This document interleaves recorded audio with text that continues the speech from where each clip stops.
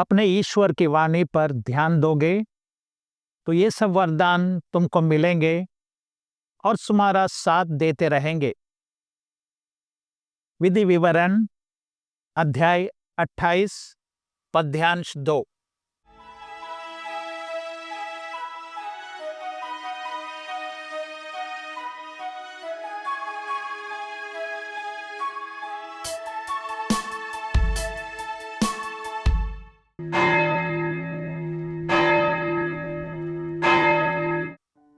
मधुरिम सुप्रभात मेरे प्रिय भाइयों, बहनों, युवा साथियों और प्यारे बच्चों।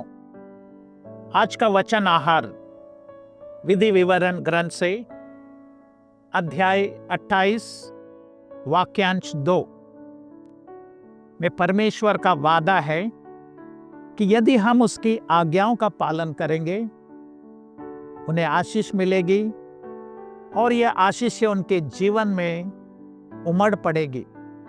यह वचन उन आशीषों की बात करता है जो परमेश्वर अपने लोगों को उनके विश्वास और आज्ञाकारिता के लिए देना चाहता है। आज के आधुनिक परिवेश में जहां कई लोग आर्थिक समस्याओं, मानसिक तनाव और सामाजिक अस्थिरता का सामना कर रहे हैं, यह वचन हमें एक मार्गदर्शन देता है। आज लोग जल्दी सफलता और सुख की खोज में अपने आध्यात्मिक मार्ग से भटक सकते हैं। जैसे प्रभु यीशु क्रिस्ट ने कहा, तुम सबसे पहले ईश्वर के राज्य और उसकी धार्मिकता की खोज में लगे रहो और ये सब चीजें तुम्हें यूं ही मिल जाएगी। इसका अर्थ यह है कि हम परमेश्वर पर भरोसा करके उसकी इच्छा का पालन करना चाहिए। यह आशा प्रदान करता है कि कठिन समस्या में भी परमेश्वर की आशीषें हमारे साथ है यदि हम उसकी राह पर चलते रहें। आज की दुनिया में सफलता पाने की दौड़ में लोग कई बार सत्य, प्रेम और सच्चाई के मूल्यों को भूल जाते हैं।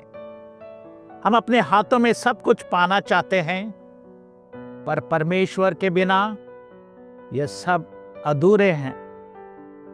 विधि विवरण ग्रंथ अध्याय 28 हमें यह याद दिलाता है कि सच्चा आशीर्वाद और सुख केवल परमेश्वर की ओर से ही आ सकता है। प्रभु यीशु क्रिस्त के सुसमाचार और आज का वचन हमें यह भी सिखाते हैं कि परमेश्वर का प्रेम हमें हर परिस्थिति में सहारा देता है। संत मत्ती के सुसमाचार अध्याय 11 वाक्यांश 28 यह हमें बताता है कि समस्याओं का हल परमेश्वर के निकट आकर उसकी आज्ञाओं का पालन करने में है। मेरे प्रियो, इस प्रकार यदि हम परमेश्वर में आशा रखें और उसके मार्ग पर चलें, तो न केवल हमारी समस्याएं हल होगी, बल्कि हमें सच्ची शांति, संतोष और आशीषें मिलेगी जो स्थायी है। आइए आज हम अपने दैनिक कार्य में इस वचन को आत्मसात करें। सफल दिन की शुभकामनाओं सहित स्वर्गिक आशीषों से और भ्रातृ प्रेम से प्रभु आपको भर दे। प्रभु आपको आशीर्वाद दे, हर बुराई से रक्षा करे और आपको अनंत जीवन प्रदान करे। आमीन।